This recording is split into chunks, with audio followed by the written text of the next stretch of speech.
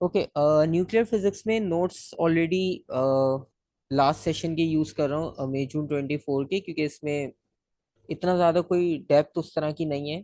तो हम उसी को यूज़ कर लेते हैं, आपका भी टाइम सेव हो जाएगा, टॉपिक भी जल्दी कंप्लीट हो जाएगा। सो बेसिकली स्टार्ट ये वहीं से होता है, जो बेसिक प्रॉपर्टीज होती हैं, जस्ट लाइक आपने केमिस्ट्री में ऑलरेडी पढ़ी होती है, बेसिक साइंस में ऑलरेडी पढ़ी होती है। ठीक है, number of protons, number of electrons के बारे में। ठीक है।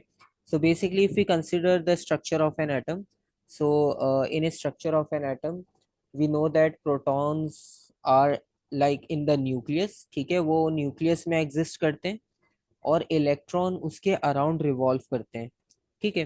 तो ये थ्योरी तो आप सबको पता होगी, basic about atom, structure of an atom. तो यहाँ पर आप देख सकते हो, यहाँ पर क्लियरली मेंशन है कि प्रोटॉन्स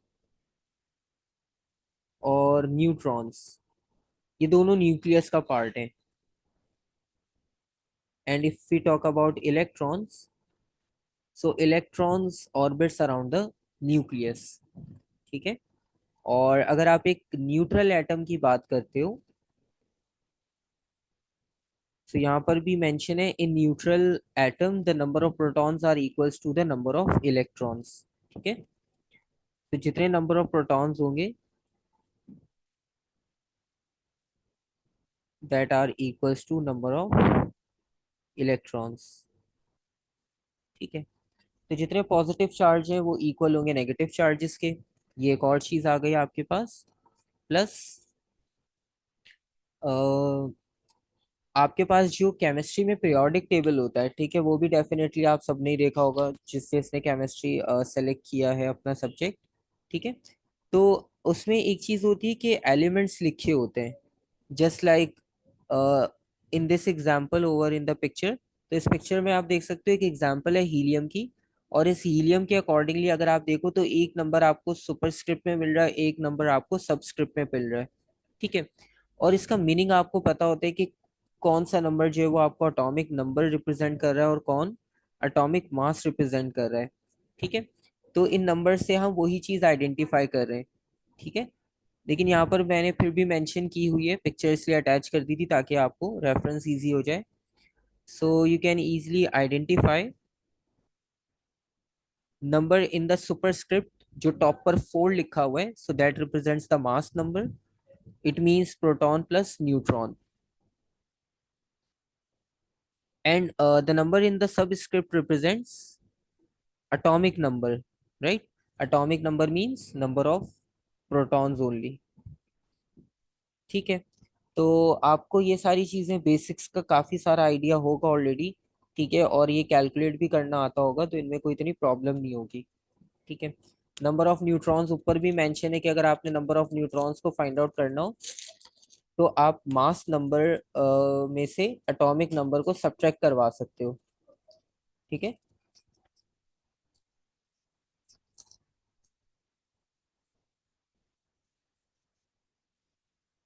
और इसके बाद हम आते हैं बेसिक एक्सपेरिमेंट पे, कि एक एक्सपेरिमेंट किया गया था, रदरफोर्ड्स गोल्ड फॉयल एक्सपेरिमेंट।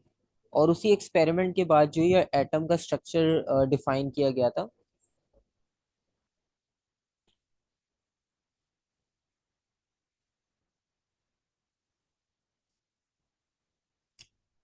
इस एक्सपेरिमेंट की आप देख सकते हो, एक डायग्राम यहाँ पर अटैच है।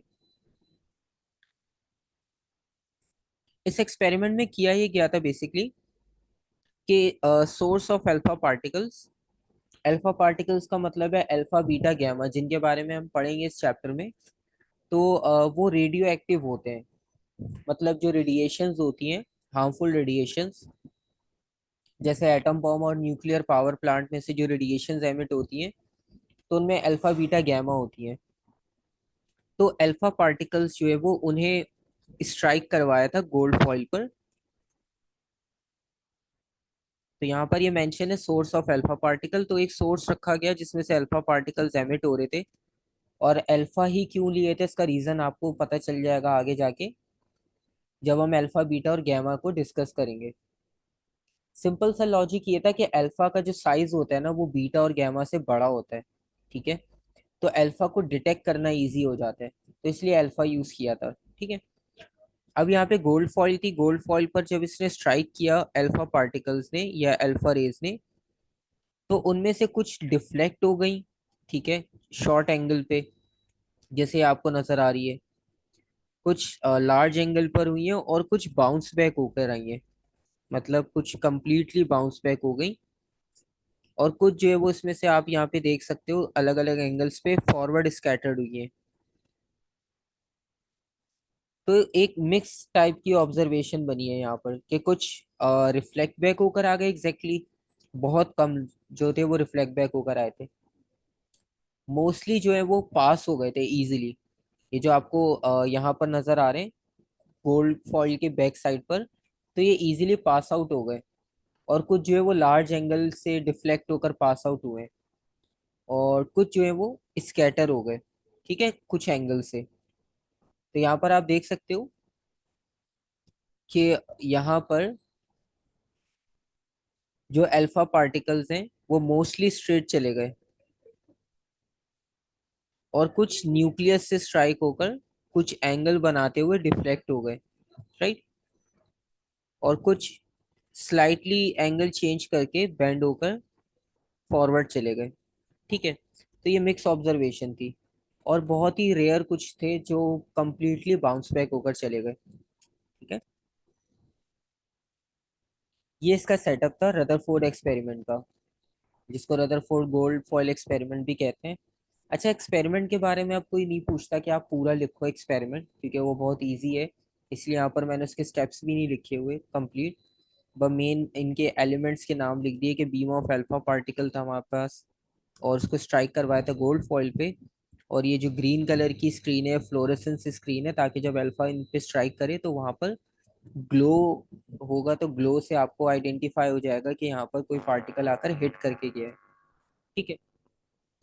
इनमें जो इम्पोर्टेंट चीजें हैं वो ये कि आपको पता कैसे चला इसमें अल्फा बीटा और गैमा के बारे में, ठीक है, या आप इस एक्सपेरिमेंट से एक चीज कैसे पता चलती है कि न्यूक्लियस हमारे पास एटम के सेंटर में ही होता है, ठीक है। उसने ये बात कैसे कही, हमें कैसे पता चलती है एक्सपेरिमेंट से, ये क्वेश्चन इसमें पूछा जाता है इंपॉर्टेंट।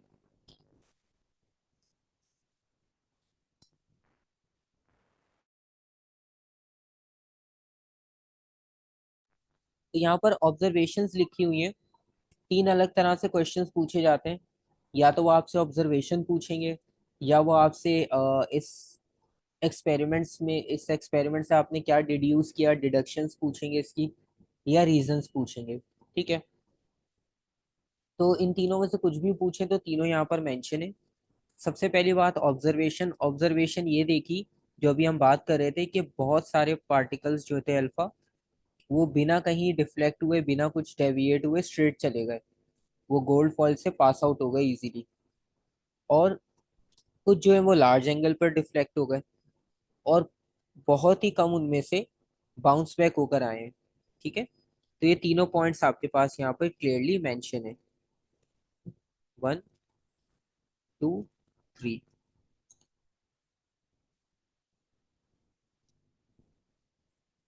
अब यहाँ से आपको ये पता चल रहा है कि बहुत सारे जो स्ट्रेट जा रहे हैं, स्ट्रेट जाने का मतलब ये कि एटम जो है वो मोस्टली एम्प्टी है। क्योंकि अगर उसमें कुछ होता तो उसकी वजह से पाथ में चेंज आता, ठीक है। मतलब अगर एक कार स्ट्रेट मूव कर रही है, इसका मतलब है उसको आगे रास्ता मिल रहा है। अगर वो अपनी डायरेक्शन चेंज करेगी, इसका मतलब है या तो आगे रास्ता कंप्लीट हो गया, वो पाथ कंप्लीट हो गया, या उसने टर्न लेना था, ठीक है। वरना ऐसे ही जो आप जो है वो अपना पाथ चेंज नहीं करते पार्टिकल्स। तो इसका मतलब है एटम के मोस्टली पार्ट में कुछ भी नहीं था, वो एम्प्टी था, जो ब्लॉक कर पाता है अल्फा को, लेकिन वो ब्लॉक नहीं हुआ, इसका मतलब है कि वहां पर कुछ भी नहीं था, वो एम्प्टी था। तो इसलिए हमें ये पता चला कि जो इतने सारे अल्फा पार्टिकल स्ट्रेट चले गए, वो इसलिए चले गए क्योंकि एटम मोस्टली एम्प्टी था, ठीक है। और मतलब वो जो गोल्ड फॉइल थी उसमें से मोस्टली जो कॉर्नर वाले पार्ट था, सेंटर से दूर वाला पार्ट था, वो एम्प्टी था। तो mostly part of the atom भी एम्प्टी ही है, उससे ये डिड्यूस किया गया।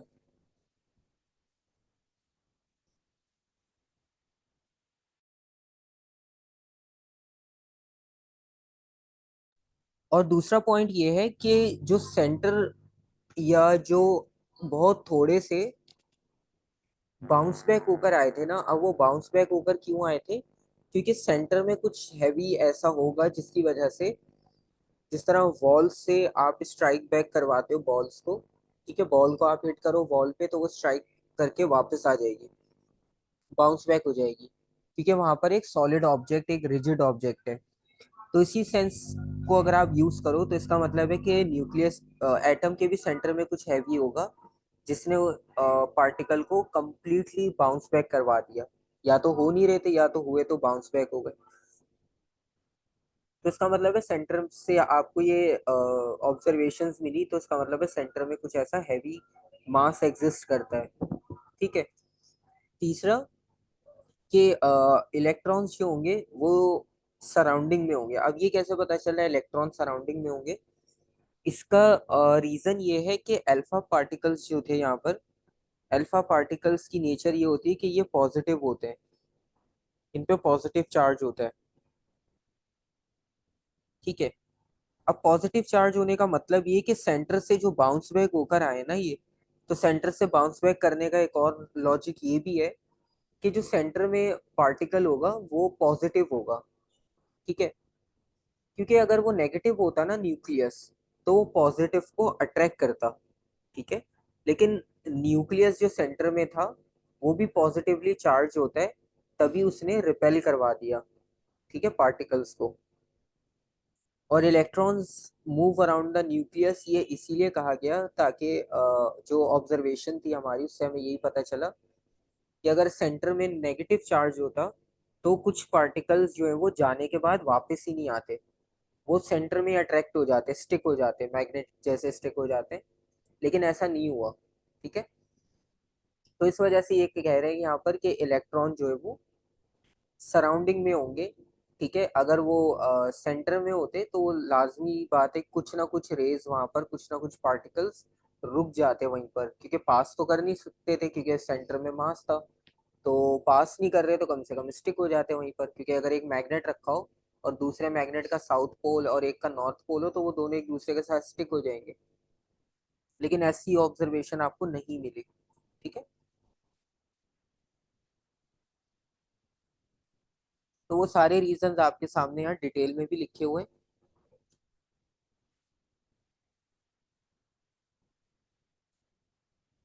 और एक स्टेटमेंट है रदरफोर्ड की ही, यहाँ पर उन्होंने कही थी इस एक्सपेरिमेंट के बाद कि मतलब इस एक्सपेरिमेंट से जब ये सारी ऑब्जर्वेशंस ली तो ये इस तरह से था कि अगर आप टिश्यू पेपर पे एक 15 इंच का शेल फायर करो और वो उससे रिपेल होकर आ जाए, तो ये एक्सपेरिमेंट भी बिल्कुल उसी तरह से था। क्योंकि मतलब इतनी माइनर सी चीज न्यूक्लियस का पता लगाना इस एक्सपेरिमेंट से, मतलब एक अलग ही चीज होती है। जिसने फर्स्ट टाइम किया होगा तो उसी को पता होगा कि फर्स्ट टाइम उसके लिए कैसा होगा ये एक्सपेरिमेंट।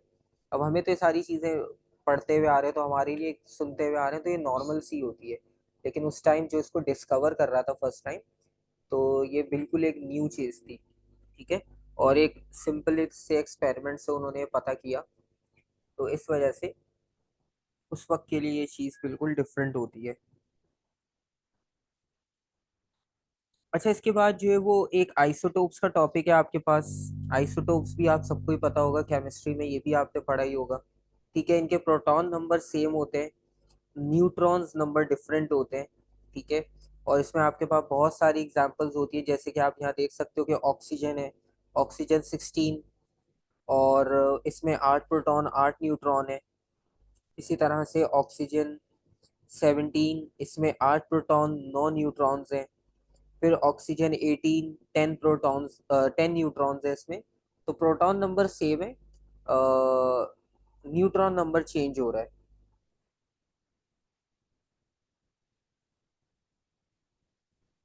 इसके अलावा आपके पास क्लोरीन की एग्जाम्पल है, कार्बन की एग्जाम्पल है, यूरेनियम की एग्जाम्पल है, तो बहुत सारी एग्जाम्पल्स यहाँ पर गिवन है।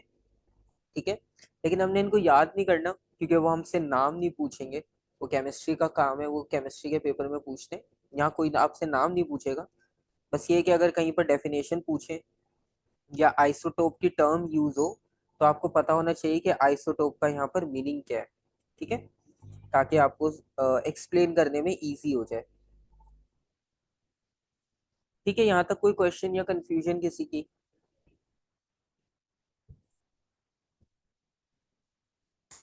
No sir. ठीक है, क्योंकि यहाँ तक मोस्टली कॉन्सेप्ट वही थे जो आपने कहीं ना कहीं पढ़े होंगे, वरना केमिस्ट्री में तो लाजमी किए होंगे। ठीक है, और बेसिक लेवल पर किए होंगे, बहुत एडवांस भी नहीं है। ठीक है, क्योंकि वो शुरू ही स्ट्रक्चर ऑफ एटम से होता है, आई थिंक उनका सिलेबस। अच्छा, इसके बाद नेक्स्ट जो हमने करना है वो रेडियो एक्टिविटी है। यहाँ से हमारा मेन काम स्टार्ट होगा, जो कि फिजिक्स का पार्ट है, इसके सिलेबस का सबसे इम्पोर्टेंट।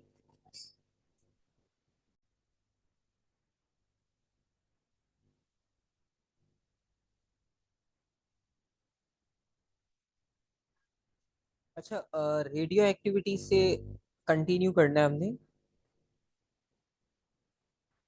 ठीक है, और रेडियो एक्टिविटी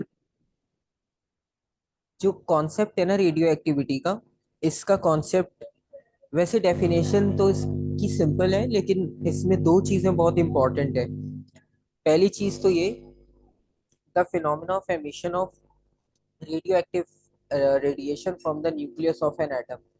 ठीक है, ये तो सिंपल सी बात हो गई कि रेडिएशन जो होती है वो रेडिएशंस एमिट आउट होती है बेसिकली किसी भी रेडियो एक्टिव पार्टिकल या एलिमेंट से। ठीक है। अच्छा, अगर आपको पता लगाना हो कि ये कौन सी रेडिएशंस होती हैं, ठीक है, तो वो रेडिएशंस होती हैं जो लेड या उसके बाद आपको मिलती हैं एलिमेंट्स पीरियोडिक टेबल में। तो अगर आप पीरियोडिक टेबल में देखो तो आपके पास लेड जहां पर होगा, तो उसके बाद जितने एलिमेंट्स होंगे ना, वो सब रेडियो एक्टिव है। ठीक है, तो लेकिन अगेन हमने याद नहीं करना, तो हम यहाँ पे पीरियोडिक टेबल नहीं खोलेंगे ना हम चेक करेंगे, क्योंकि उसका कोई काम ही नहीं है हमारे सिलेबस में फिजिक्स के। तो इस वजह से उन सब की नीड नहीं है, बस इतना पता है। हाँ, कोई पूछे तो आप आइडेंटिफाई करवा सकते हो कि लेड के बाद जितने भी आपको मिलेंगे एलिमेंट्स पीरियोडिक टेबल में, वो सब रेडियो एक्टिव होंगे। ठीक है, एक चीज तो ये हो गई। दूसरी बात ये कि रेडियो एक्टिव का जो प्रोसेस है ना, एक तो ये रैंडम होता है। ठीक है, यहाँ पर आप देखो रैंडम लिखा हुआ है अलग से, और स्पॉन्टेनियस भी अलग से डिफाइन किया है। तो रेडियो एक्टिविटी का मतलब प्रोसेस बताना कोई इतना वो नहीं है, वो सिंपल सी डेफिनेशन थी कि बस वो एमिशन होती है रेडिएशंस की किसी भी न्यूक्लियस से जो कि रेडियो एक्टिव हो, या किसी भी एलिमेंट से जो रेडियो एक्टिव हो, जैसे कि यूरेनियम की हम एग्जांपल यूज करेंगे बहुत ज्यादा। ठीक है, तो रैंडम का मतलब ये होता है कि इसका कोई पैटर्न नहीं है, कोई फिक्स टाइम स्लॉट नहीं होगा। ठीक है, मतलब ये एक रेडियो एक्टिविटी का प्रोसेस कभी भी हो सकता है, किसी भी पैटर्न में हो सकता है, स्लो हो सकता है, फास्ट हो सकता है। तो कोई इसका फिक्स पैटर्न नहीं है। ठीक है, इस वजह से इस प्रोसेस को रैंडम कहा जाता है। ठीक है, और ये किसकी स्पेशल प्रॉपर्टी है, मतलब ये रैंडम वर्ड वैसे तो सिंपल सा लग रहा है, रैंडम ही लग रहा है, लेकिन जब ये पेपर में पूछते हैं तो हम अक्सर सोच रहे होते हैं कि इसकी क्या ऐसी प्रॉपर्टी लिखे रेडियो एक्टिविटी की, तो वो बेसिकली इसी के बारे में पूछ रहे होते हैं कि ये रैंडम है और स्पॉन्टेनियस है, इसलिए इसको अलग से लिखा है, ताकि आप उसे याद रखो कि इसके बारे में भी पूछा जाता है एग्जाम में। दूसरी प्रॉपर्टी है स्पॉन्टेनियस। ठीक है, स्पॉन्टेनियस का मतलब ये कि एक्सटर्नल कुछ भी हो, यानी टेम्परेचर हाई हो लो हो, प्रेशर हाई हो लो हो, एटमॉस्फेरिक प्रेशर कम हो ज्यादा हो, उन सब का इस एक्सपेरिमेंट पे कोई इफेक्ट नहीं होता। ठीक है, मतलब आप इसे हीटर के पास रख दो, एसी के पास रख दो, कोई इफेक्ट नहीं होगा इस पे। ठीक है, आप इसे स्पेस में ले जाओ, जैसे आप सी लेवल पर रखो, कोई फर्क नहीं पड़ेगा एटमॉस्फेरिक प्रेशर चेंज करने से। ठीक है, तो इस पे कोई एक्सटर्नल कंडीशन का इफेक्ट नहीं है, ये अगर होना है तो ये हो जाएगा। ठीक है, और इसका कोई पैटर्न नहीं है। पैटर्न इसी वजह से नहीं है क्योंकि एक्सटर्नल कंडीशंस का इस पे कोई इफेक्ट ही नहीं हो रहा। ठीक है, क्योंकि अगर इसका पैटर्न फिक्स हो जाता तो इसका मतलब है ये इस कंडीशन में ऐसा बिहेव कर रहा है, फिर इसको अलग कंडीशन पे टेस्ट किया जाता है, लेकिन ये जब नॉर्मल कंडीशन में ये अलग अलग बिहेवियर शो कर रहा है, तो इसका मतलब है इसका कोई पैटर्न ही नहीं है। ठीक है, तो ये दो चीजें इसके बारे में बहुत इंपॉर्टेंट होती है, ये आपने याद रखनी है। ठीक है, वैसे इतना ज्यादा नहीं पूछी जाती, लेकिन कभी कभार क्वेश्चन में ऐसे पूछते हैं कि मतलब माइंड में नहीं आ रहा होता है कि आप इसका आंसर क्या लिखोगे, और उसका आंसर यही दो चीजें होती है। अब आगे इसकी टाइप्स, तीन टाइप्स होंगी, अल्फा बीटा गैमा।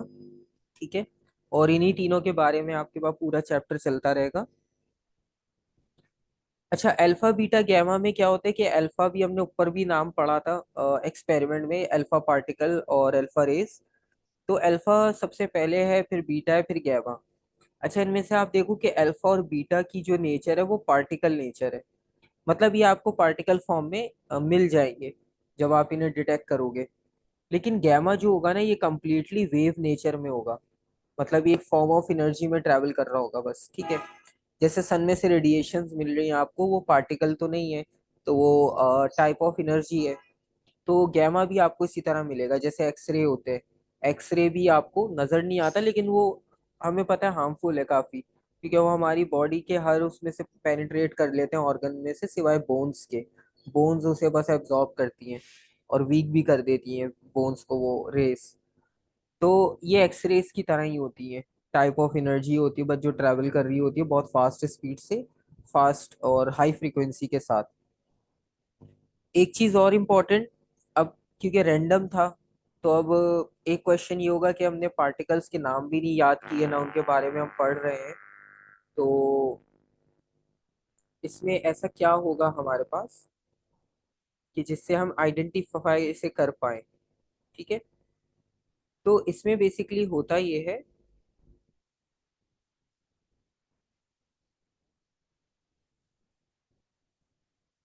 कि जरूरी नहीं है कि एक एलिमेंट में से एक ही चीज एमिट हो, मतलब अल्फा, बीटा या गैमा, ठीक है। सो ये कंपलसरी नहीं होता।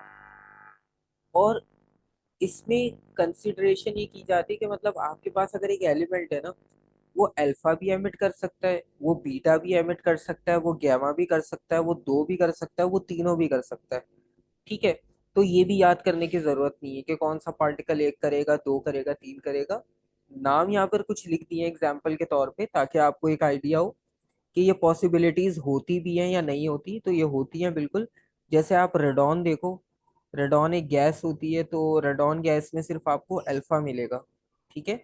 थोरियम एक एलिमेंट है, इसमें अल्फा और गैमा मिलेगा, दो हो गए एक साथ। प्लूटोनियम आप देखो, प्लूटोनियम में आपको तीनों मिलेंगे, ठीक है। बाकी नाम आपको क्वेश्चंस में मिलते जाएंगे, कोबाल्ट और ये सब चीजें आएंगी, तो उनमें जो जो रेडिएशन एमिट हो सकती है वो खुद लिख कर देते हैं। तो आपको याद कुछ भी नहीं करना है इसमें से। ये तीन नाम भी याद करने की जरूरत नहीं है, क्योंकि वो पूछते नहीं है आपसे, ठीक है। उसके अलावा अ, बात ये वाली क्लियर हो गई कि एक एलिमेंट जो है वो एक सब्सटेंस या एक एलिमेंट एक से ज्यादा भी एमिट कर सकता है, एक भी एमिट कर सकता है, दो भी एमिट कर सकता है, ठीक है। उसके बाद इनकी प्रॉपर्टीज इंपॉर्टेंट है, ये याद होनी चाहिए, ठीक है। एलिमेंट्स ऊपर जो थे उनके नाम याद हो या ना हो कि कौन क्या एमिट करता है, लेकिन अल्फा बीटा गैमा की आपको प्रॉपर्टीज याद होनी चाहिए। बहुत सिंपल सिंपल सी हैं तीनों, इसलिए एक साथ लिखी हुई है आमने सामने, ताकि आपको कंपेयर करना इजी हो जाए। लेट सपोज सबसे पहले हम बात करते हैं इसकी नेचर की। मतलब अल्फा है क्या, बीटा है क्या, गैमा क्या है, इनके नाम तो देख लिए, लेकिन ये है क्या। तो अल्फा क्या होता है, ये एक तरह का पॉजिटिव पार्टिकल होता है, आप ये कह लो। और ये हीलियम न्यूक्लियस, यानी आपके पास पीरियोडिक टेबल में हीलियम गैस का जो होता है, या हीलियम जो एलिमेंट होता है, ये उसके इक्वल होता है, ठीक है। मतलब जितना हीलियम का साइज होगा उतना ही अल्फा का साइज होगा। जो हीलियम के नंबर ऑफ प्रोटॉन्स और न्यूट्रॉन्स होंगे उतने ही इस अल्फा के होंगे, ठीक है। यहाँ पर लिखा हुआ भी है 2 प्रोटॉन 2 न्यूट्रॉन। तो ये बिल्कुल हीलियम न्यूक्लियस के बराबर होता है, उसके ही जितना होता है, ठीक है। बीटा की बात की जाए, तो बीटा फास्ट मूविंग इलेक्ट्रॉन्स होते हैं वैसा होता है।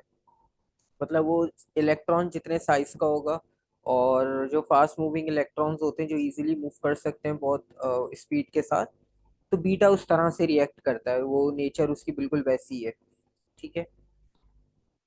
और थर्ड वन जो है वो गैमा, ठीक है। और गैमा की प्रॉपर्टीज क्या है, हाई फ्रीक्वेंसीज इलेक्ट्रोमैग्नेटिक रेडिएशन। तो ये इलेक्ट्रोमैग्नेटिक रेडिएशन है, जैसे अभी हमने पहले डिस्कस किया कि इनके लिए आपको कोई पार्टिकल नेचर रिक्वायर्ड नहीं है। गैमा कंप्लीटली जो है वो इलेक्ट्रोमैग्नेटिक टाइप की रेडिएशन है, ठीक है। यहाँ पर हो गई आपके पास इनकी बेसिक नेचर। उसके बाद सिंबल्स। सो सिंबल्स की अगर हम बात करें तो अल्फा का सिंबल वही अल्फा जो हम ग्रीक सिंबल बनाते आए हैं, ठीक है, तो ये अल्फा के लिए हो गया। और अगर आप चाहो तो ये सिंबल भी लिख सकते हो, अदरवाइज आप ये भी लिख सकते हो।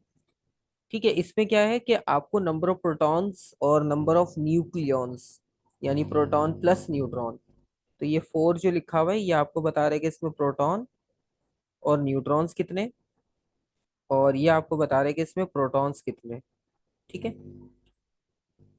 तो दोनों में से कोई भी सिंबल लिख सकते हो, आपके लिए वर्क करेगा। बीटा के लिए भी आप दोनों में से कुछ भी लिख सकते हो। गैमा का तो कोई चार्ज ही नहीं है तो उस पर तो कोई नंबर ही नहीं आएगा, ये वो तो रेडिएशन है, तो उसका एक ही सिंबल होता है। ठीक है, और जैसे भी हम बात कर रहे थे 2 प्रोटॉन्स 2 न्यूट्रॉन्स की, तो अल्फा के पास +2 चार्ज होता है और बीटा के पास -1। ठीक है, क्योंकि ये फास्ट मूविंग इलेक्ट्रॉन है, तो इलेक्ट्रॉन में प्रोटॉन का तो काम है ही नहीं। और गैमा की अगर हम बात करें तो गैमा के पास तो कोई चार्ज था ही नहीं, तो ये तो 0 पर ही है। ठीक है, फिर फोर्थ पॉइंट पेनिट्रेशन। अब अब आपको उसका आंसर दोबारा से मिल जाएगा कि रदरफोर्ड एक्सपेरिमेंट में आपने अल्फा ही क्यों यूज किया, गैमा भी कर सकते थे, बीटा क्यों नहीं यूज किया, तो ये क्वेश्चन। तो इसका आंसर बहुत सिंपल है कि अल्फा की पेनिट्रेशन कम होती है। ठीक है, अगर आप कोई ऐसी चीज ले लेते, अब लेट सपोज आपने बुलेट ले ली, अब आप बुलेट को अगर गोल्ड फॉइल से पास करवाओ, ठीक है, और उसकी जगह पर आप कॉटन बर्ड्स ले लो, तो कॉटन बर्ड्स उस गोल्ड फॉइल से पेनिट्रेट नहीं कर पाएंगे। ठीक है, उनकी पेनिट्रेशन पावर है ही नहीं। लेकिन अगर आप उसकी जगह बुलेट की एग्जांपल लो तो बुलेट तो इजी पेनिट्रेट हो जाएगी। तो जब वो पेनिट्रेट हो जाएगी तो फिर आप एक्सपेरिमेंट कैसे परफॉर्म करोगे। ठीक है, तो यहाँ पर ऑब्जर्वेशंस चाहिए थी, हमने गोल्ड फॉइल को basically as a matter test करना था कि उसमें क्या क्या चीजें एग्जिस्ट कर रही हैं। तो अल्फा को यूज करने का रीजन यही था कि अल्फा की पेनिट्रेशन पावर आप देखो सबसे कम है, लीस्ट है, क्योंकि इसका साइज जो है वो लार्ज है बीटा और गैमा से। आपने ऊपर भी देखा कि ये हीलियम के इक्वल है, और हीलियम जो है वो इलेक्ट्रॉन और गैमा रेडिएशन से बड़ा ही होगा साइज में। तो जब कोई लार्ज ऑब्जेक्ट होगा तो ऑब्जर्व करना इजी होगा, अगर बहुत ही माइनर होगा तो ऑब्जर्व करना मुश्किल हो जाएगा, हो सकता है वो पेनिट्रेट हो जाए और पता भी ना चले। ठीक है, हाँ, पेनिट्रेशन मींस कि आप किसी ऑब्जेक्ट के थ्रू जो पास हो रहे हो, तो कितनी कैपेसिटी, आप कितना उसमें से इजीली पास हो सकते हो। ठीक है, जैसे आपने देखा है कि अगर आपके पास सॉफ्ट बोर्ड्स होते हैं, सॉफ्ट बोर्ड्स में आप कॉमन पिन को फिक्स करते हो तो इजीली पेनिट्रेट हो जाती है। लेकिन अगर आप उसमें जो है वो पेंसिल को पेनिट्रेट करवाने की कोशिश करो तो आपको बहुत ज्यादा फोर्स लगानी पड़ेगी। ठीक है, यही प्रॉब्लम जो है वो यहाँ पर हो रही है कि अल्फा का साइज जो है ना वो पेंसिल जैसा है, तो वो पेनिट्रेट नहीं कर पाता। ठीक है, लेकिन अगर आप इसके कंपैरिजन में बात करो बीटा और गैमा की, तो वो कॉमन पिन और इस तरह के ऑब्जेक्ट्स की तरह है कि जो पेनिट्रेट कर सकते हैं। ठीक है, तो ये पेनिट्रेशन का कॉन्सेप्ट होता है बेसिकली कि आप किसी भी मटेरियल के पास थ्रू हो सकते हो इजीली या नहीं। अगर आप इजीली हो सकते हो इसका मतलब आपकी पेनिट्रेशन पावर हाई है, अगर नहीं हो सकते तो पेनिट्रेशन पावर लो है। ठीक है, तो अल्फा का साइज बड़ा है, उसमें 2 प्रोटॉन और 2 न्यूट्रॉन है, तो वो हैवी है, वो पेनिट्रेट नहीं कर पाएगा। ठीक है, बीटा क्योंकि सिर्फ इलेक्ट्रॉन है तो वो पेनिट्रेट कर सकता है। और आप यहाँ पे देखो रेंज भी लिखी हुई है कि अगर अल्फा को आपने रोकना हो तो आप एक पेपर रख दो, अल्फा उसको पेनिट्रेट नहीं कर पाएगा। बीटा की अगर आप एग्जांपल लो तो बीटा को स्टॉप करने के लिए कुछ सेंटीमीटर थिक एल्यूमिनियम शीट आप यूज करो, बीटा स्टॉप हो जाएगा, बीटा उसको पेनिट्रेट नहीं कर पाएगा। और अगर गैमा को आपने चेक करना हो तो गैमा के लिए आपको कंक्रीट या लेड मटेरियल यूज करना पड़ेगा। ठीक है, कंक्रीट तो हम डेली लाइफ देखते हैं, अगर हमें लेड का नहीं पता, तो लेड भी ऑलमोस्ट कंक्रीट टाइप का ही मटेरियल होता है, तो ये उसमें से पेनिट्रेट नहीं कर पाती गैमा। ठीक है, सेम वही, जिस तरह एक्सरे बोन्स को नहीं कर पाती, इसी तरह गैमा जो है वो कंक्रीट और लेड को नहीं कर पाती। तो ये इनके पेनिट्रेशन जो है वो प्रॉपर्टीज हो गई कि कौन कितना पेनिट्रेट कर पा रहा है। सही है। यहाँ तक कोई क्वेश्चन?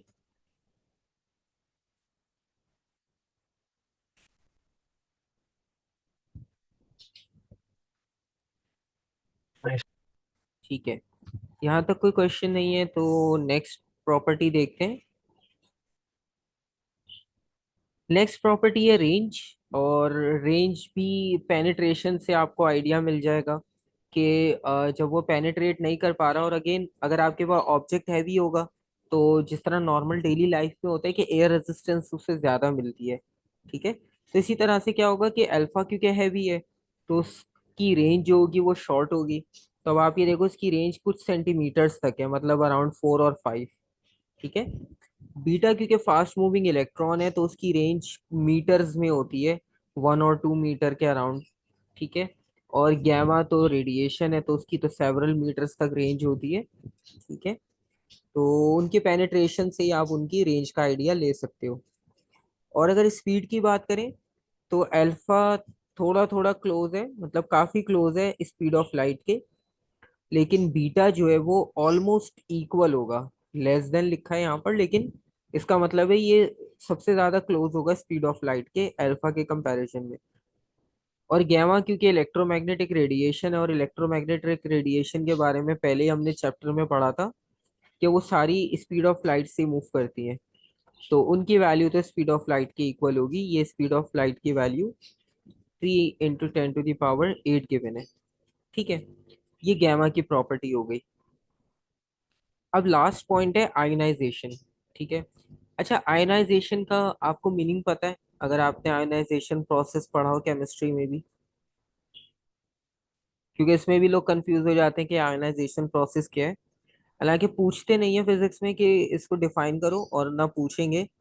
लेकिन आपको इनकी कंपैरिजन करने के लिए इम्पोर्टेंट होता है कि आप कंपेयर कर रहे हो तो ये है क्या चीज जिसको हम कंपेयर कर रहे हैं, तो ये पता होना चाहिए हमें।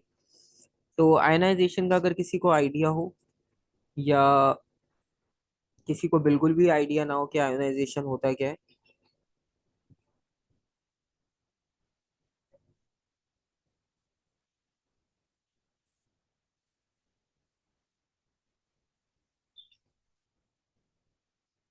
It's when it gains or loses electrons. Okay. तो इसका मतलब है कि आयोनाइजेशन का इतना क्लियर आइडिया नहीं है। ठीक है, तो बता देता हूँ आपको। अच्छा, इसमें बेसिकली होता क्या है कि आप या तो गेन कर रहे होते हो या लूज कर रहे होते हो। ठीक है। और उसकी वजह से पॉजिटिव या नेगेटिव चार्ज आ जाता है। ठीक है, मॉलिक्यूल या एटम पे। अब अगेन वही बात है, जिस तरह हमने स्टैटिक इलेक्ट्रिसिटी में पढ़ा था कि अगर कोई इलेक्ट्रॉन को लूज कर दे तो उस पर पॉजिटिव चार्ज आएगा, और अगर कोई गेन कर ले तो नेगेटिव चार्ज आ जाएगा। तो ये प्रोसेस होता है आयनाइजेशन का। ठीक है। इसमें आप क्या करते हो कि किसी एटम या मॉलिक्यूल में से उसके चार्जेस को मतलब या तो लूज करवाते हो या गेन करवाते हो, और इसी प्रोसेस को हम कहते हैं आयनाइजेशन। ठीक है। अगेन इसकी डीप में हम नहीं जाएंगे, क्योंकि हमारा काम वो नहीं है कि हमने आयोनाइजेशन प्रोसेस को पढ़ना हो। ये तो इसकी प्रॉपर्टी है, बस इसलिए हमने डिस्कस कर लिया। तो बात यहाँ पर ये सिंपल सी कि अल्फा क्योंकि हैवी है, अल्फा साइज में भी बड़ा है, उसका मास भी ज्यादा है, तो उसमें आयनाइजेशन करना इजी है। ठीक है। और अगर आप बीटा पर जाओगे, अब बीटा उसके कंपैरिजन में बहुत छोटा हो गया। ठीक है। अब वो इतना स्मॉल है।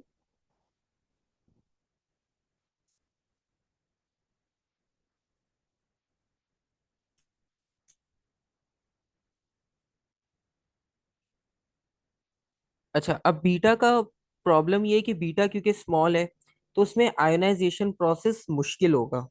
ठीक है।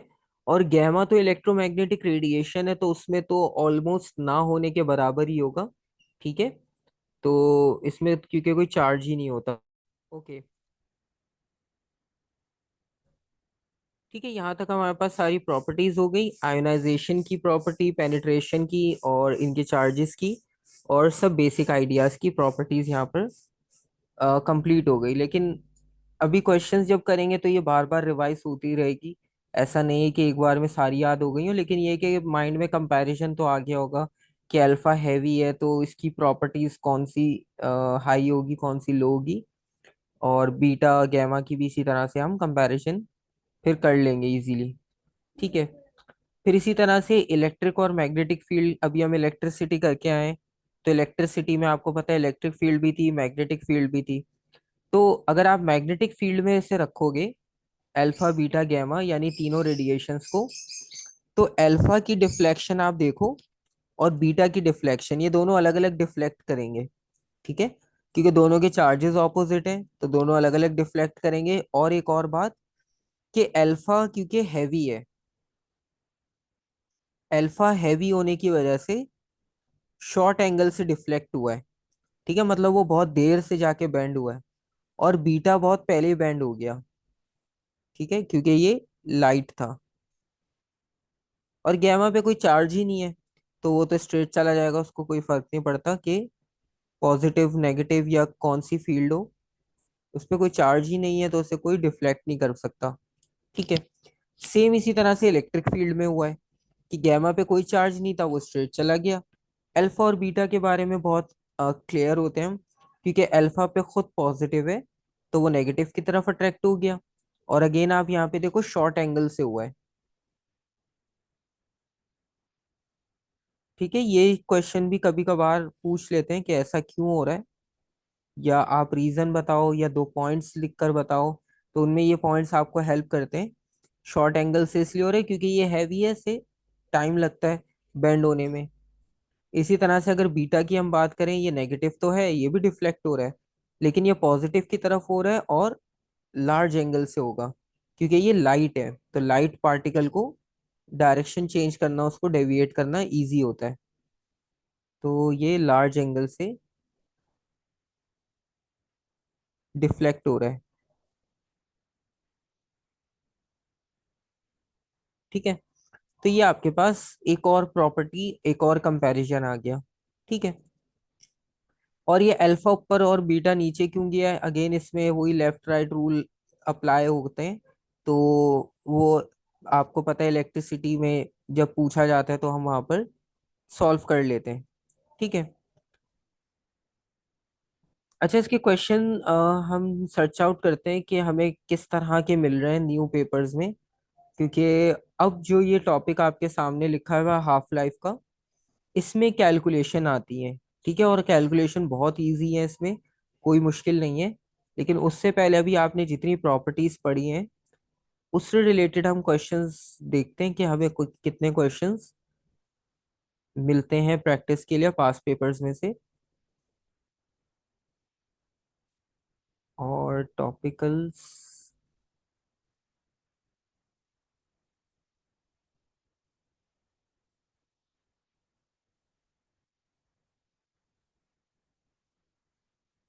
ठीक है, 55 पेजेस हैं, इसका मतलब है कुछ ज्यादा क्वेश्चंस इसमें से आपको मिलेंगे नहीं, कुछ मिक्स क्वेश्चंस होंगे। अच्छा, पहले ये क्वेश्चन मिला है हमें और इसको हम चेक करते हैं। ये प्रॉपर्टी से रिलेटेड ही लग रहा है। क्वेश्चन नंबर 10 है, द आइसोटोप आयोडीन 131। अच्छा, आइसोटोप वर्ड रखा है तो इसको माइंड में रखना है, इससे भी हिंट आपको मिलती है क्वेश्चन में कभी कभी। ये टू टाइप की रेडिएशन एमिट कर रहा है। ठीक है, gamma radiation is one of the types emitted. Gamma के बारे में बता दिया कि एक गैमा है। और a sample of 131 produces a narrow beam of radiation. तो इसने एक नैरो बीम प्रोड्यूस की है रेडिएशन की, और उसे आपने मैग्नेटिक फील्ड में मूव करवा दिया।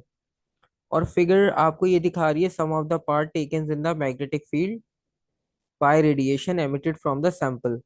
तो एक आपके पास सैंपल था बेसिकली, और वो सैंपल एक आइसोटोप का था। और उस आइसोटोप के सैंपल ने क्या किया कि उसको हमने मूव करवाया मैग्नेटिक फील्ड से, और वो खुद जो है वो उसमें गैमा रेडिएशंस थी, ये हमें बता दिया उन्होंने। ठीक है।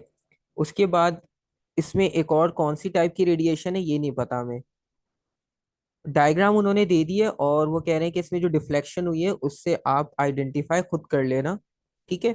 अब यहाँ पर आप देखो एक रे स्ट्रेट जा रही है, तो ये तो हमें क्लियरली पता चल रही है कि ये तो गैमा है। ठीक है। तो इन्होंने गैमा के बारे में इसलिए खुद बता दिया था क्योंकि गैमा तो डिफ्लेक्ट ही नहीं होती कहीं भी, तो वो तो हमें इजीली पता चल जाएगा, इसलिए उन्होंने नाम लिख कर दे दिया। अब बाकी डिफ्लेक्ट जो हो रही हैं, ठीक है, तो आप वैसे बता सकते हो बहुत आसानी से कि वो कौन सी है, अल्फा या बीटा।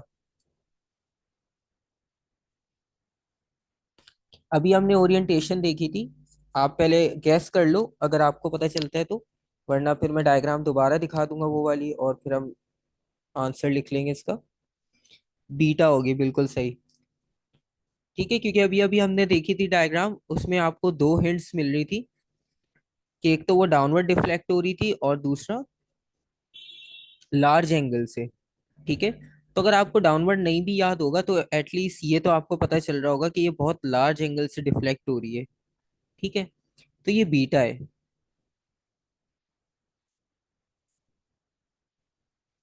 अच्छा, इसमें the direction of the magnetic field is into the page.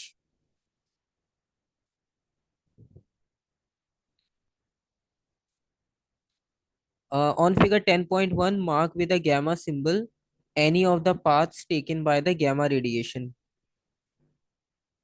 Determine the other type of radiation emitted by iodine 131. Explain your obtained answer.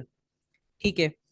तो मार्क विद अ गैमा रे, अच्छा गैमा हमने already mark कर दिया वैसे, एक mark आपको इसका मिल रहा है। ठीक है। तो ये मार्क करने का भी आपको पॉइंट मिलेंगे यहाँ पर।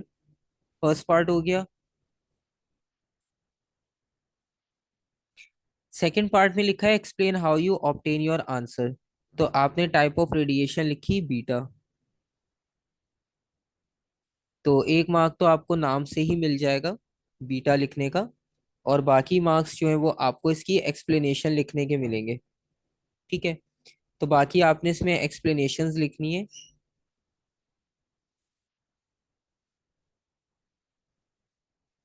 तो अब इसकी एक्सप्लेनेशन देख लेते हैं। तो सबसे पहले तो हमें वो लार्ज एंगल वाला कॉन्सेप्ट मिल रहा था कि लार्ज एंगल से डिफ्लेक्ट हो रहा है, तो एक तो हम वो लिख सकते हैं। ठीक है।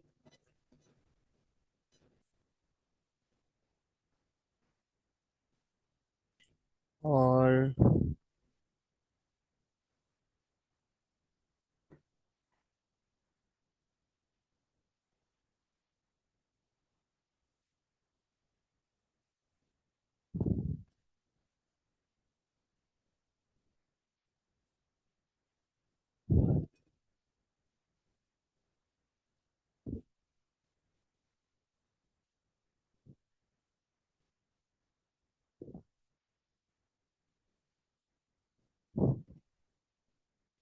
और सेकेंडली आप इसमें ये देख सकते हो कि इन्होंने मैग्नेटिक फील्ड की डायरेक्शन आपको दी है।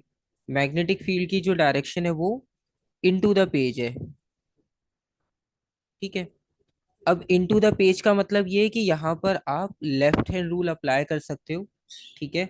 और लेफ्ट हैंड रूल के अकॉर्डिंगली आपको ये पता चल जाएगा कि पॉजिटिव एंड कहाँ पर है, नेगेटिव एंड कहाँ पर है। ठीक है। तो आप ये भी लिखोगे इसमें बाय यूजिंग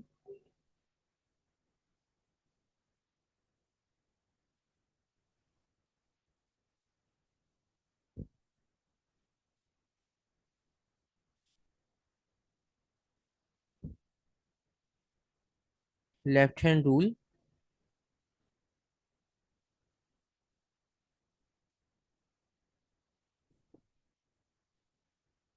फर्स्ट फिंगर।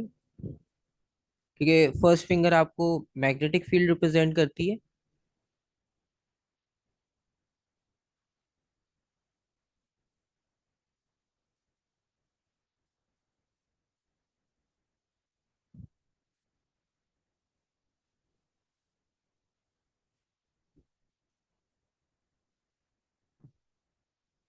और क्योंकि वो डिफ्लेक्ट डाउनवर्ड हो रही है तो थंब को आपने डाउनवर्ड रखना है। ठीक है।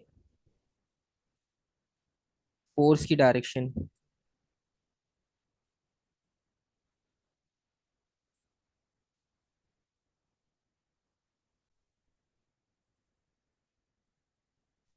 अच्छा, इसमें हम ये बात कर रहे थे कि जो डायरेक्शन है वो डायरेक्शन थंब की जो है वो डाउनवर्ड इसलिए रखी है क्योंकि जो डिफ्लेक्शन हुई है पार्टिकल की वो हमें पता है।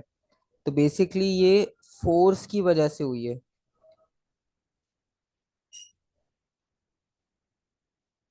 तो यहाँ पर हम लिखेंगे एंड थंब इन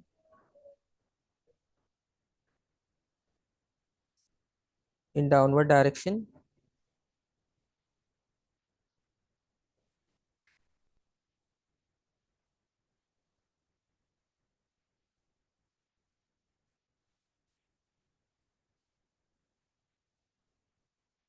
और इससे आपको ये पता चल जाएगा कि करंट की जो डायरेक्शन है वो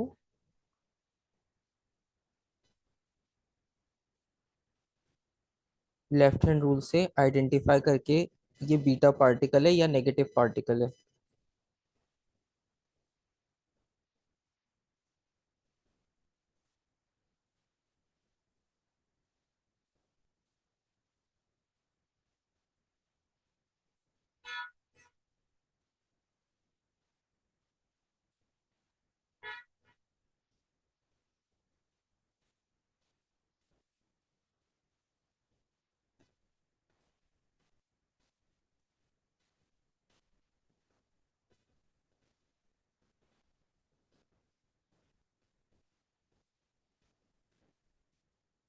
ठीक है, क्योंकि बीटा जहाँ डिफ्लेक्ट होता है तो वहां पर पॉजिटिव चार्जेस होते हैं, तो इसका मतलब है इस साइड पर सारे पॉजिटिव चार्ज हैं। ठीक है। और करंट जो है वो फ्लो करता है पॉजिटिव से नेगेटिव की तरफ। तो डिफ्लेक्शन नीचे की तरफ हुई है, तो करंट जो है वो ऊपर की तरफ फ्लो कर रहा होगा, क्योंकि conventional positive to negative flow करता है। ठीक है। इसलिए हमने लास्ट पॉइंट लिखा है कि करंट जो है वो ऑपोजिट डायरेक्शन में होगा टू द मोशन, क्योंकि बीटा तो नेगेटिव है। तो नेगेटिव होने की वजह से वो पॉजिटिव की तरफ डिफ्लेक्ट होगा। तो ये जो प्लेट है जहाँ पे डिफ्लेक्ट हो रहा है ये पॉजिटिव होगी, और नेगेटिव होगा ऊपर की तरफ। ठीक है। और करंट फ्लो करेगा पॉजिटिव से नेगेटिव डायरेक्शन में। ठीक है। तो इस सेंस में हमने यहाँ पर लिखा है कि करंट की जो डायरेक्शन होगी वो ऑपोजिट होगी। ठीक है। प्लस वो नेक्स्ट पूछ रहे हैं, in another experiment the beam of radiation from sample is incident on a 5 millimeter thick sheet of lead. अच्छा, वो कह रहे हैं कि एक और एक्सपेरिमेंट में इस बीम को 5 millimeter thick sheet of lead पर स्ट्राइक करवाया गया। So in two types of radiations के साथ आप क्या स्टेटमेंट लिखोगे कि क्या इनमें चेंज आएगा या क्या आपको ऑब्जर्वेशन मिलेगी इन दोनों के बारे में, अगर 5 millimeter thick sheet of lead हम यूज करते हैं। एक बीटा है और एक गैमा है। तो गैमा के बारे में बता सकते हो, अगर किसी को गैमा के बारे में फौरन पता चल रहा है कि क्या होगा उसके साथ, या बीटा के बारे में आप कमेंट पहले बता सकते हो कि बीटा की ये प्रॉपर्टीज होंगी।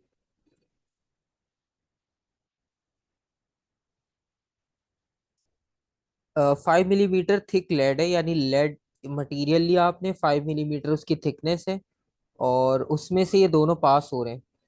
तो कौन पास हो जाएगा कौन नहीं होगा, दोनों हो जाएंगे दोनों नहीं होंगे, तो क्या पॉसिबिलिटीज बन सकती हैं। और अभी हमने प्रॉपर्टीज में पढ़ा था, ये रहा, कि पेनिट्रेशन में जो बीटा है, बीटा तो एल्यूमिनियम से भी स्टॉप हो जाता है, तो इसका मतलब है लेड को तो वो पास ही नहीं कर पाएगा, तो वो तो ब्लॉक हो जाएगा। ठीक है। और यहाँ पर लिखा हुआ है गैमा में कि कुछ सेंटीमीटर थिक लेड अगर यूज किया जाए, ठीक है, तो ये ब्लॉक हो जाएगा। ठीक है। तो यहाँ पर बीटा तो कंप्लीटली ब्लॉक या एब्जॉर्ब हो जाएगा। ठीक है। तो यहाँ पर हम लिख सकते हैं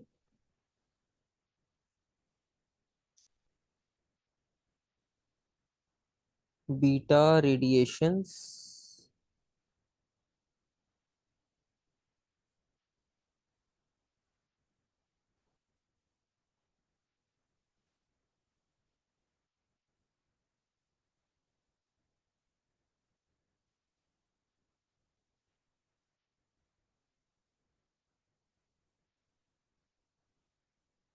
वो तो एब्जॉर्ब हो जाएंगी, और जो गैमा है, अब गैमा क्योंकि पार्शली आप ये भी लिख सकते हो कि पार्शली पास हो जाएंगी, पार्शली ब्लॉक हो जाएंगी, ठीक है। तो वो भी सही होगा। जरूरी नहीं कि आप ये लिखो कि वो कंप्लीटली पास हो जाएंगी, क्योंकि करीब करीब ही है वैल्यू, बहुत ज्यादा दूर नहीं है। सम गैमा रेस, क्योंकि हमें ये नहीं पता कि गैमा जो है वो कौन से एलिमेंट की है, वो कितनी स्ट्रांग है कितनी वीक है।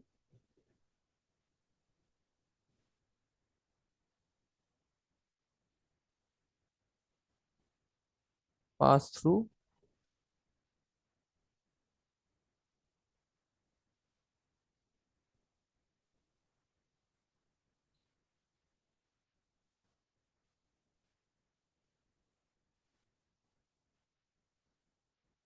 और बाकी जो है वो एब्जॉर्ब हो जाएंगी, ठीक है।